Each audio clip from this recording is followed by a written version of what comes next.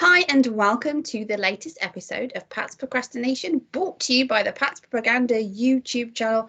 By now, you should be subscribing, so I hope you are, and if not, please do so that you don't miss any notifications of all of our off-season content. Well, yes, we were here earlier this week with episode 15, the Jets game recap, and we have decided to come back to you to lift your spirits if you so need it, or just to have some entertainment for you if you need that too, because it is the day after the dynasty died. It is Friday the 12th of January, the day after Bill Belichick has decided to leave New England. And a very wise and very talented man said yesterday, it's a tough day, it's a reflective day, it's a proud day. Today we are all Patriots. And that was very poignant for yesterday, and I think it continues on today and probably for a very long time. So, as usual, I am your host, Clazzy Clare Cooper, and I bring in my co-host, the scripter of those wise words. It is Chudders. Chudders, how are things with you? They're very good. I think, like I said yesterday, was very reflective, and all the wonderful adjectives just listed. Yeah, I think we now need to start looking forward. But before we do, I guess, and before we discuss that, I think it's fair to look backwards for this show today, and look at what he's given us. Say thank you to that. I guess what we're going to miss, and I guess what were your initial reactions to the news, Claire? Well, initially, as I think I may have mentioned on this show, and I know that I recently put out on a Claire Perspective that went out this morning with Fitzy, so I do hope you tune into that on all those places you find your podcast. Part of me, there was always that part of me that didn't think he'd go. I think it's that naivety of holding on to something that was so great.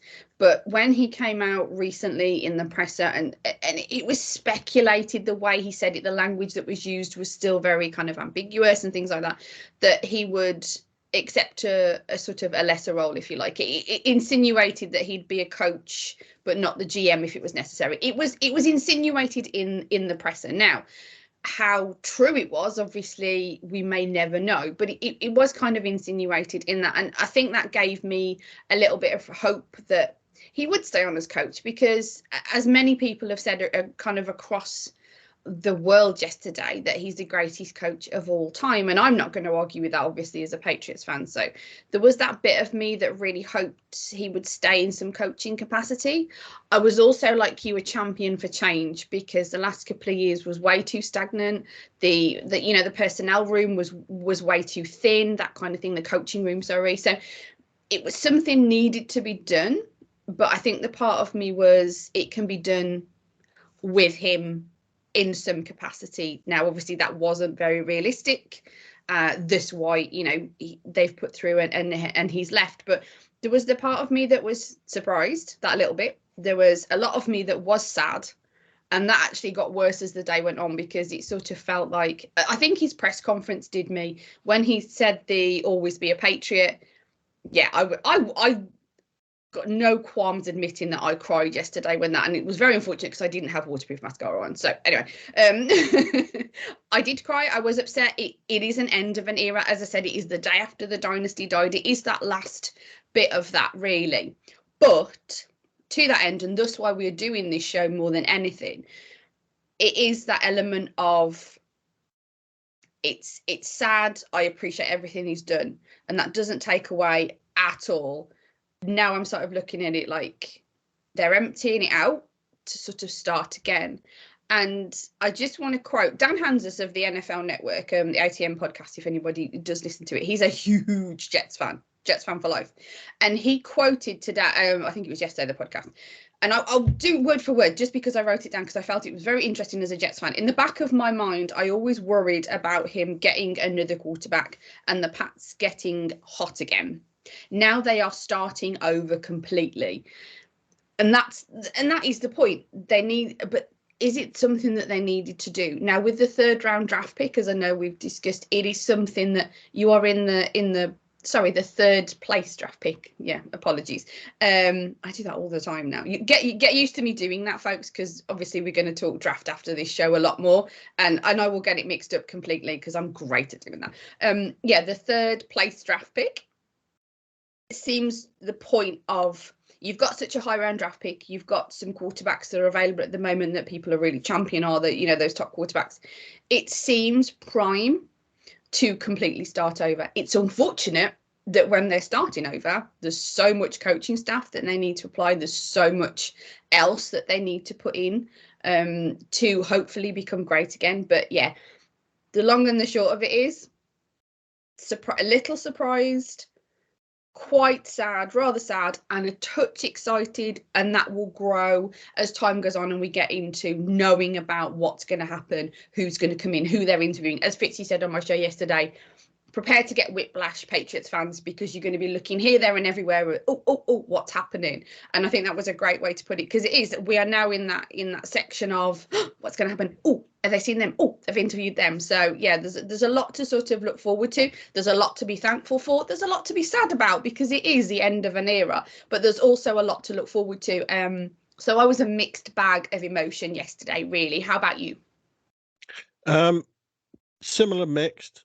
I think I've been more open in the fact that I didn't think he was going to return, and from a couple of months ago in the season, in all honesty, I didn't want him to return. I thought it was time for a change.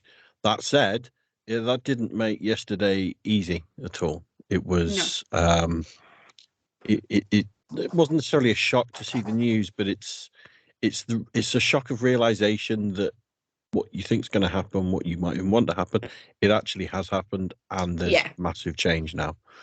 I thought it was interesting as well that for the first time in a long time, I saw in front of me Robert Kraft, the businessman, as opposed to Robert Kraft, almost the father figure, the grandfather figure. There's been so much love, and it does exist. It's not to say it doesn't exist anymore, this relationship, but between Kraft, Brady, Belichick, there was always that sort of, father figure, even brother, I guess they're closer to age than that, but there was such connection, such love. And yesterday you could see Robert Kraft, and the other element of my email that I put to PU yesterday was that you could see this was quite clearly the hardest decision Robert's ever had to make. But he knew he had to make it for the betterment of his team. And it's interesting that you're right when you say the dynasty died yesterday, in as much as, well, no, actually, I want to rephrase that. I don't think the dynasty died yesterday. I think the dynasty ended. The line was drawn under it. The full stop was placed. The book was closed. It ended yesterday. Yeah. I think the reason that Bill's not there anymore is because realistically, the dynasty died when Brady left. When you look at, in as much as the greatness of the New England Patriots that dominated the league, the conference, the division for 20 years had ceased to exist. Basically since Brady left. And I'm not saying that's because it was all Brady, no Belichick, but the Patriots haven't really been relevant since he left. They've had one playoff berth where they got absolutely blown off by the Bills, and they haven't really looked close and competitive since.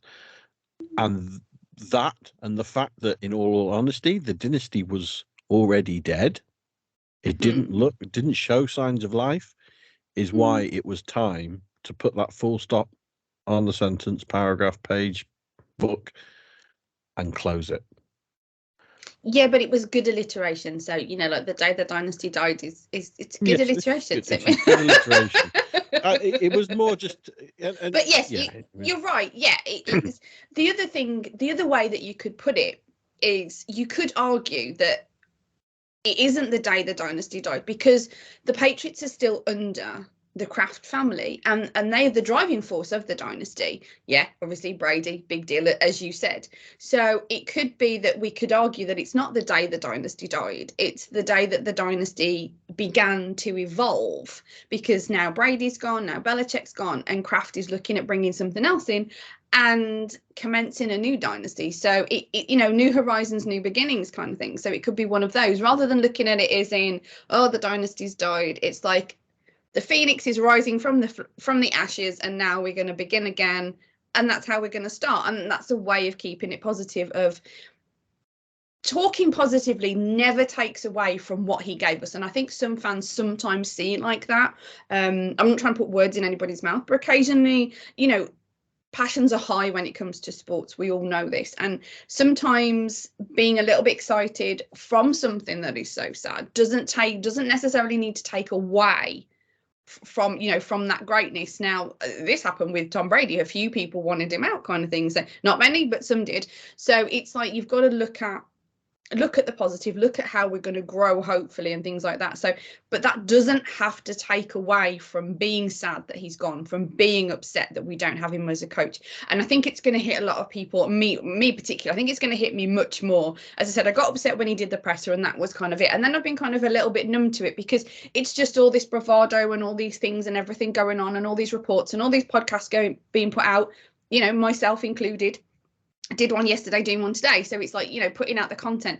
But I think it's really going to hit us when the season begins, or even the preseason begins, and you see that coach, whoever they bring in, and I know we're going to speculate that in a little while, but that different person on that sideline, and not that kind of and excuse me for saying this, but that mildly grumpy face, in those hoodies, in those hats, kind of thing, it's going to be a shock. And I think a lot of us are going to have that delayed reaction. And I think a lot of the people that are fine with him leaving, you be careful that you don't watch that first game and you see that on the sideline, and you maybe get a little bit upset. So do prepare yourself for some more emotion. It could be a long time coming, but ultimately it is what it is. As he says, it's unfortunate that he's left.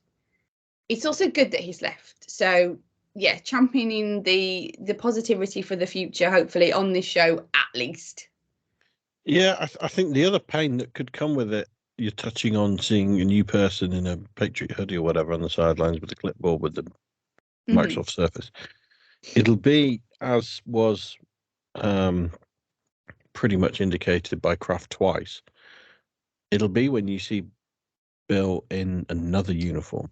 Yeah, whichever team he goes to, when you see him leading another team, and it'll be interesting seeing, is he going to be that same curmudgeon in press conferences for them? Are we going to see a more relaxed character now because he's starting something fresh, something new? He may need to try and appeal to a fan base, a new media scrum that's around him. It'll be interesting to see that character and see him wearing a different logo on his chest, trying to ultimately win a Super Bowl with another team. It's it will be hard to see, I think, in a lot of ways, just as it was for Brady. I suspect, depending on where he goes, there will be a lot of fans who will have a second team next year, possibly, depending on where he goes and personal preferences to that new team. But it could be there's a lot of, I want Bill to succeed. I don't want him to bury die. So it will be interesting to see. He's revolutionized football.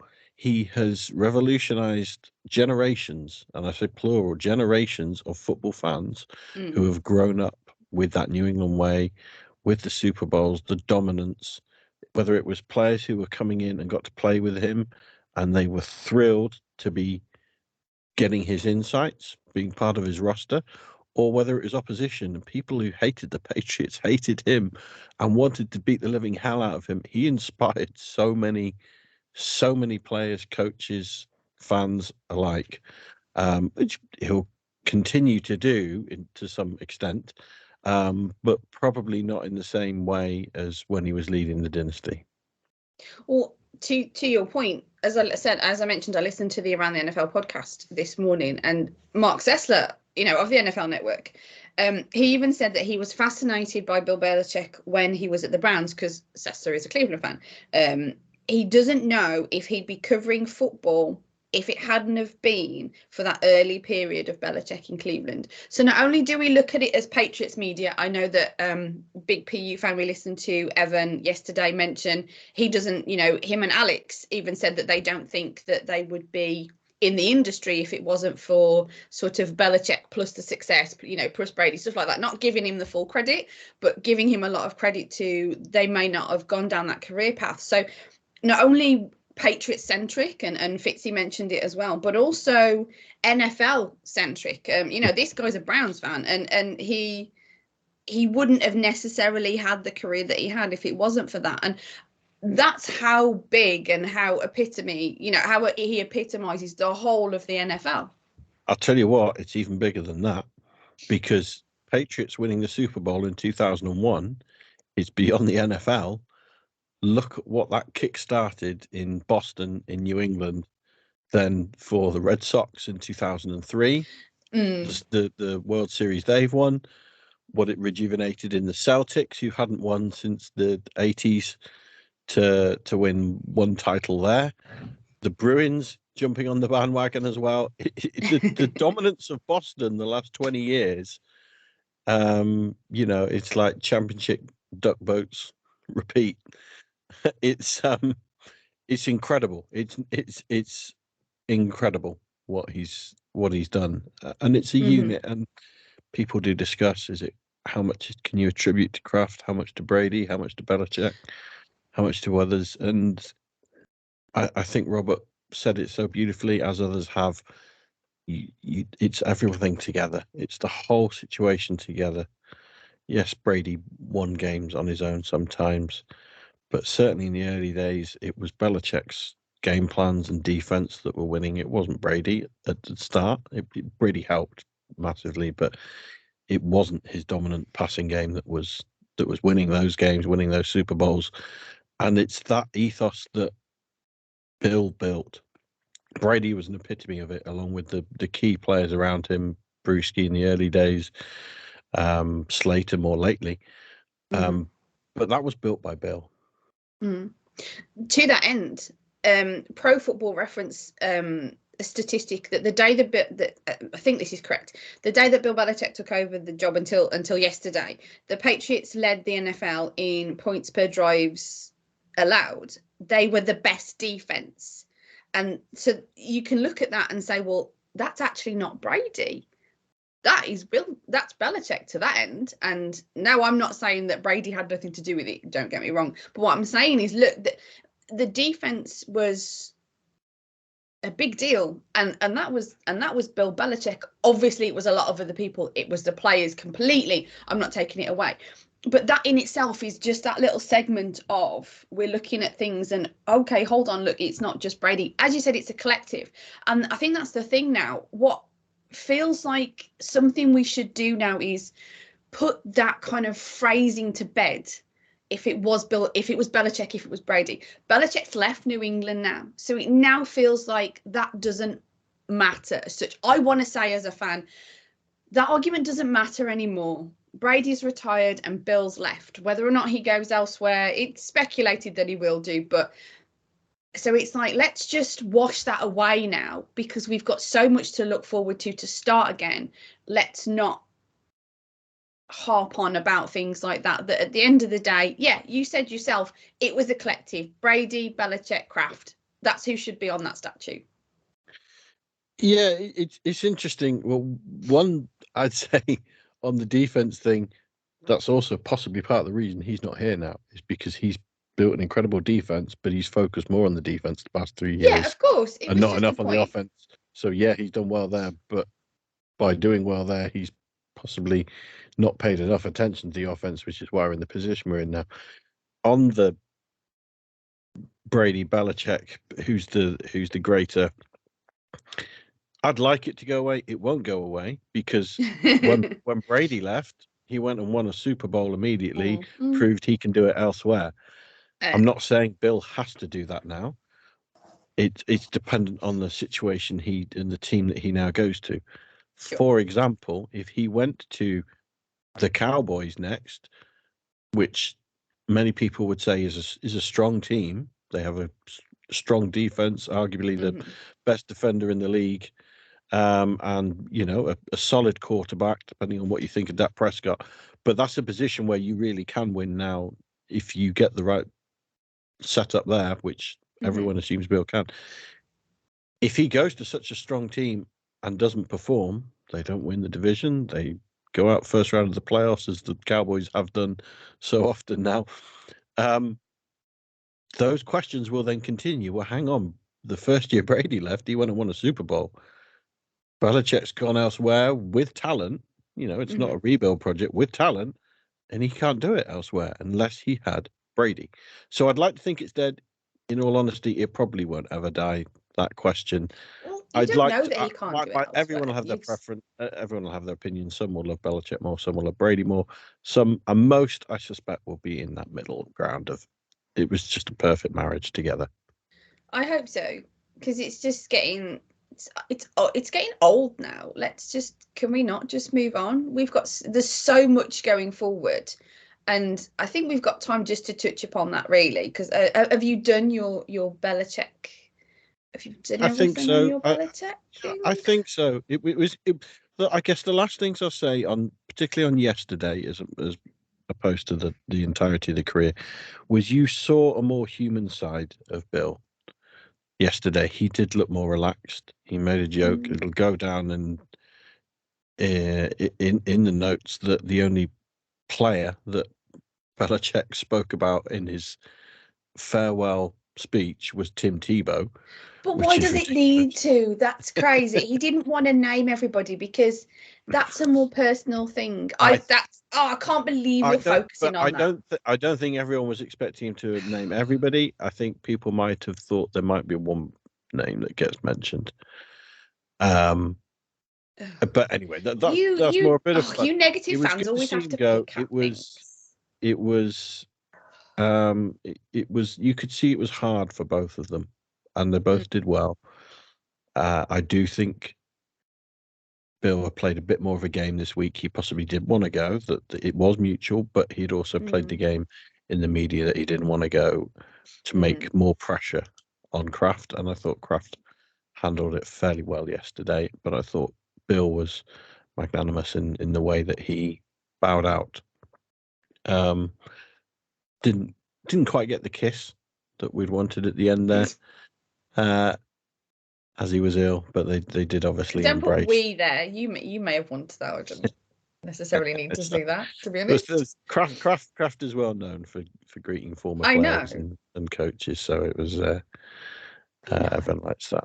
So go on then. Looking forward, Claire.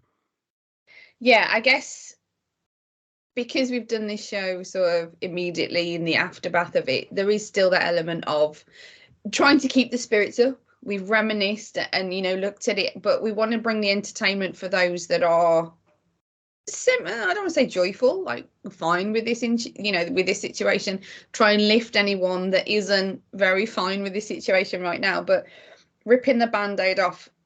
When I did a Claire perspective yesterday with Fitzy, I did sort of realize that the list of what they need is quite extensive. They basically do need GM, head coach, OC, DC, pretty much. Now, they might not need to get those in. They might just need to name them because they are already here. But it is a case of naming them. And I know a lot of people at the moment, as we record this on Friday, the 12th of January, people are looking at it as mostly a 2-horse race. Now, most people, now I'm not saying that's correct. I'm not saying that's how it is. I'm just saying, generally speaking, most people are looking at the Mayo versus Vrabel predominantly. A lot of that is because of what we've been told, what little bits of information we've been dripped in regards to last year with the statement with Kraft in regards to Mayo staying in the organisation and wanting to keep him there and things like that. So it's been insinuated that it's probably going to be one of those two people. I can still see the arguments for both, because if you don't give it to Mayo, do you lose him? Or will he be satisfied with DC for now? Because I feel that would be a good place, a good title to give him. He hasn't got the experience, but he's got a lot of the sort of the player respect and the player love and things like that. So And, you know, it's not like he's new to the organisation, but being head coach from where he is as we see him now, there's things that we don't know internally of how much he does and stuff like that. So he you know, he's put out there as a linebacker coach, but he could be so much more within the organisation. We just don't really know because we're not privy to that information. But in regards to experience, he's, you know, more lacking, shall we say. Whereas Vrabel, been there, done that. And as Fitzy mentioned, I think Fitzy said it really, really well. So please, I do hope you'll go over and listen to A Clare Perspective on Full Press Coverage and all those places you get your podcast, because I feel he said it really well in regards to Vrabel of he's sort of been there, done that. And he's got the kind of personality who can roll in and be like, I know who I'm following. I know whose shoes you're putting me in, and I don't care. And just getting on with it. And I think that is a key, because you're bringing in somebody behind the greatest of all time. And whilst people are dubious to bring the Belichick way back in regards to that with Vrabel, that point that Fitzy made feels really important to me. I was, like yourself, a very, you know, very champion for, can we get an offensive guy in? The offense needs so much that maybe an offensive minded head coach would benefit the most. That's what they'll, you know, get the most from. But I'm still as you know, I'm always on the fence with things like this anyway. I'm so indecisive. At the moment, I'm looking at the Vrabel thing thinking, you know, that's really right. This is a big leap to make as a head coach. And, you know, you need some cojones to do that and to step in to a spot like that. And it feels like at the moment to me, Vrabel, for me, he's got the edge because of that. Now, give me a couple of weeks and I'll be like, no, just give me an offensive-minded guy. And I totally see why. I totally get the Ben Johnson situation completely. It's just there's that thing at the back of my mind of taking up the mantle, being someone like Vrabel, being Vrabel. So that's where kind of I am at the moment. Now, we'll do a show in a few weeks because we're looking to stay with you guys in the off season anyway. And, you know, you can't quote me because I will change my mind because that's just how I am. But at the minute, for me, it looks like that. And I think I'm in the Vrabel camp currently, maybe ish, not fully committed, not putting a sandwich on it. So anyway, after my lengthy there, Chudders, what are you thinking like right now in the aftermath, you know, with what's being talked about? How are you feeling today, bearing in mind you are allowed to change your mind in a few weeks? Of the two candidates, I think or the two likely candidates, Vrabel is the stronger option because it's the more known. There would be, you feel like there would be a higher floor possibly on his abilities because you kind of know what you're going to expect. You've seen him as a head coach. You'd think he'd know what he's doing, how to run things. There would be a bit more expectancy. And I agree with your analysis that I think he would relish following Belichick. He wouldn't see that as a big shoes to fill. He wouldn't worry about that at all. So I think that seems the safer bet. If you're picking a new head coach. It does seem, though, that Mayo is the man in waiting, and it's that, as you said, that the hardest part for Patriots fans in accepting that is we don't know a hell of a lot about him in terms of his leadership potential because we don't see it on a daily basis. We don't see his coaching. We hear the snippets that he's a player's coach. The players love him.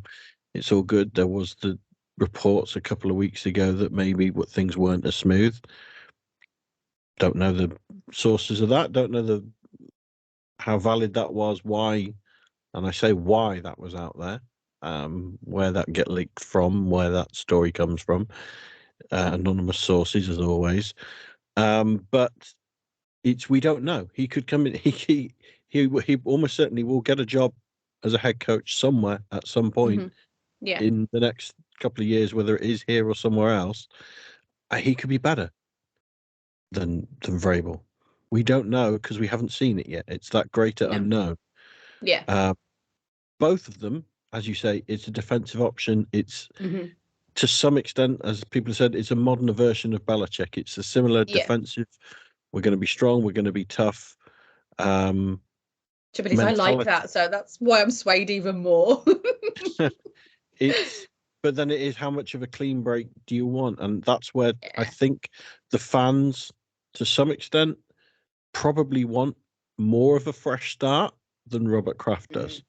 Yeah. I think he possibly likes the idea of a more modern, younger version of Belichick than he does of something completely fresh, completely new, unknown. He may even therefore be thinking, I don't know how to assess that. I don't know how to, I wouldn't understand that. I don't think that would work well. And that's why I think Ben Johnson, others that are the new whiz kids of offense, it probably makes it harder for him to accept that. So it does look like it's one of those two options, and only really time will tell. I hope it is a swift implementation so that they can start getting to work, because as you allude, there's a lot to do. There's a lot of coaching appointments to make. I think there's a good chance Joe Judge will leave with Belichick. Oh, yeah. Steve Belichick, it'd be interesting. I do think it's in Steve Belichick's best interest to stay with the Patriots and to start make a career for himself away from his father. But I would understand from Bill and from Steve's perspective if he left with him to become DC wherever Bill does go. You'd like to think if he sticks around, then there can be some continuity in what is the strongest element of the team. Almost certainly, like you said, OC, that's something that needs reviewing. Whether you think, well, now hang on, if we take handcuffs off Bill O'Brien, if you like, if he's not having to work to Bill Belichick's way, if we can make him a true head coach of the offense, maybe it can improve on that side of the ball. Let him bring in the coaching staff, as we touched on the other day. We definitely need to improve on O-line, almost certainly wide receivers coach as well. I think there's been a lot of issues with that. Special teams as well. We need a new coordinator there. That's been an issue this year. There's a lot of coaching appointments that need to change, as well as a talent deficiency that we've already discussed. You need to get those coaches in place so that you can then start attacking free agency in the right way, and you're bringing you're retaining the players you want there. And also that's where potentially continuing the Bill way, if you like, that we sort of assume Vrabel and May would continue, that similar style of coaching, shall we say. That's where potentially retaining the free Patriot free agents may be more achievable. Those that are up for renew this year, if you're saying, hey, look, we're not making the Patriots aren't going a completely new direction, and we don't want you here, because those players might think, well, hang on, I don't know if I want to be part of a completely new revolution where I'm, instead of being head boy under Belichick, I'm now on the outside looking in. That if you make a continuation, you think, okay, well, yeah, I want to continue what I've built these past couple of years. I want to continue my game in that manner. And this continuation of coach, I can do that. I'll stay here for the right price. Do you need to get the coach in place so we can start attacking free agency in the right way, and then further ahead looking onto the draft, and obviously the GM coming in on that as well? So like, there's a lot of work to be done. The sooner they can get on with that, the better. And I do hope they move quickly on that. But we I guess we shall see, really. And that is why we are coming to you in the off season. That is why we decided to take no days off. Go on. Well, before you wrap up, because it does sound like that you're going into that. Yeah. You now need to be rooting this weekend for the Cowboys. Because if you do not root for the Cowboys and they go out in the first round, I think there's a very good chance that Monday morning they could be announcing that Bill Belichick is the new head coach of the Dallas Cowboys, and you're going to owe me another sandwich, because you now can't win a sandwich by Belichick staying with the Patriots. When was that sandwich? We had that bet on the last show, Claire, where we bet where we thought Belichick was going to be coaching next, and you said, apologies. He's going to stay with Patriots. Yes. You can't win that bet now. You can still lose it. So you need to be rooting for the Dallas Cowboys. Look at that. Okay, whatever. Another sandwich in the bag. Anyway, yes, as he alluded to, I was wrapping up. That is why, as I said, that is why we're coming to you in the off season. we are taking no days off because there is going to be so much to unpack in this off-season. There is so much for the Patriots to do. So we are hoping that you want us to stay because we are sticking around. So hopefully you will be tuning in to the Pat's Propaganda YouTube channel. And as I said, please do not forget to subscribe. Then you won't have to miss a show with him and with myself. So that is it for the end of the Belichick era show. The emergency podcast, as they like to say. We will be back shortly. As I said, check out the social medias because our schedule is a little bit changed now from the regular season, but we will be back soon. So, as always, tune in next time, folks, and go Pats. Thanks, Bill. LFG.